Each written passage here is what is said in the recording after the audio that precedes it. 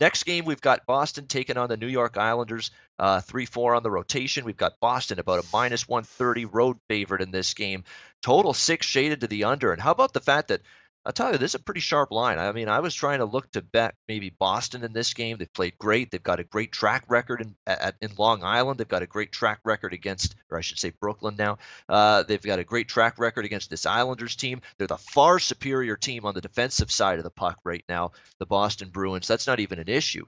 Clearly they are, but I didn't expect them to just be this hefty a road chalk here in this game, minus 130. So the odds makers onto the fact that, Boston playing pretty good hockey right now. And that's despite the New York Islanders still having a very, very good record on home ice this year. I mean, their home ice record still very good. The Islanders 12-6 on the season. But the Islanders, again, we keep going back to the same old drum that we're beating with this hockey team. Their defensive play is often not good enough. It was really not good enough the last 2 games they played on the road against Colorado and Winnipeg. They gave up 10 goals in the 2 games combined. They give up 85 shots on goal in the 2 games combined. That's north of 40 shots per game being allowed by the Islanders in those 2 losses to Winnipeg and Colorado prior to the new year. Not good at all defensively. Boston's the better of these 2 teams defensively. From a side perspective, Boston or pass for me. From a totals perspective, over or pass for me. I've loved these Islander overs. I've been on them over and over and over again, no pun intended. But one little pause that I have here is the fact that Boston's playing pretty darn good defensively right now. They really are. I mean, you look at the numbers, other than a shootout loss to Washington, where they gave up 3 goals. The fourth was the shootout, obviously. But other than that, we're talking about a Boston team that's given up 2 goals or less now in 6 of their last 7 games, playing good at that end of the ice. Tuukka Rask, something like 10-0-1 in his last 11 starts. It's been phenomenal in the net for the Boston Bruins. So it's a lukewarm overlean, not that strong one that I've had in the past with the New York Islanders here tonight. We got Dana Lane wanting to talk Bruins Islanders. He's involved from a betting perspective in this game. Dana, what are you looking at here? Bruins and Islanders. You got one team playing good defensively, the other not so much. Yeah, this looks completely easy, doesn't it? I mean, my goodness, this looks like it's the Bruins easily. I mean, get as much money as you possibly can and get it behind the Bruins. But this is a team that's had a point in 8 straight games, and they beat Ottawa 5-0 on Saturday. The Islanders finished the year losing 2 straight on the road, including that shellacking against the Colorado Avalanche. And I mean, is there any reason to bet the New York Islanders? Well, yeah, I think so. And one of the reasons I think so is I think this is going to be an Islander team that's going to be at their best. And we saw last time we saw Doug Waite. He was one of the few NHL coaches that actually got ejected from a hockey game. And so, what happens to a team if?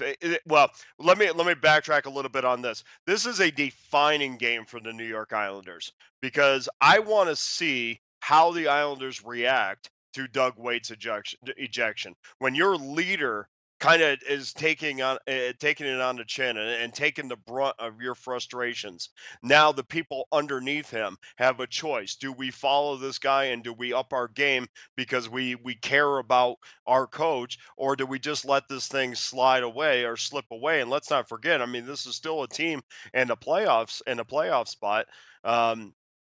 But I think this is especially for bettors, this is a defining game for the New York Islanders because if they don't respond in this game after watching their coach get ejected from a game, I think that this is a team maybe that you're going to see slip away and out of the playoff picture because teams always respond when their head coach or their leader on their team, whether it's their captain or assistant captain, something happens and that inspires the rest of the team to play well. The Islanders are still one of the best offensive teams in the league. Yes, the Bruins are going well, but certainly they are not going to win every game coming up. So I just think the Islanders are in a good position right now to show what they got, play an inspired brand of hockey. And I'm not too sure that they might not catch the Bruins sleeping because honestly, if I'm in Bruce Cassidy's locker room, I look at the Islanders as a team that I should beat and probably should beat pretty handily. So I'm going to take a shot with the Islanders tonight, minus $1.02 even.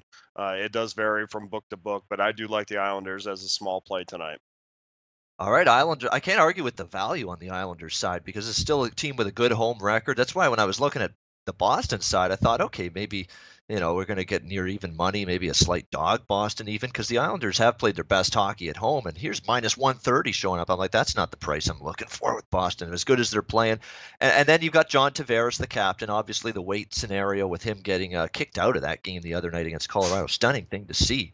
I've never seen that before, especially in hockey. But then you got John Tavares with the old "everybody's got to look at themselves in the mirror" comments, basically after the game. So we'll see if that inspires any sort of step up effort here from the Islanders. It's got to start at the defensive end for this team in terms of stepping up because they can score goals. That's never been their problem this year. But their penalty killing.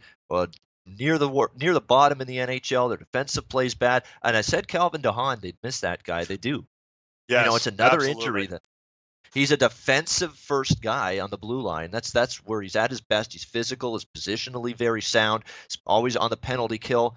Again, we talk about that penalty kill. He's always on it when the Islanders are shorthanded, and he has not been out now for several games, or he has been out for several games, and it's taken its toll. And of course, Boychuk's also banged up on that blue line. But from a defensive perspective, I think Calvin DeHaan's absence goes a little bit underrated, and it's something the Islanders are missing. But Dana says take the Islanders tonight, step up spot, coach ejected, captain saying everybody's got to think twice about what they're doing here. So we'll see if that leads to an inspired home team tonight as they take on the surging Boston Bruins.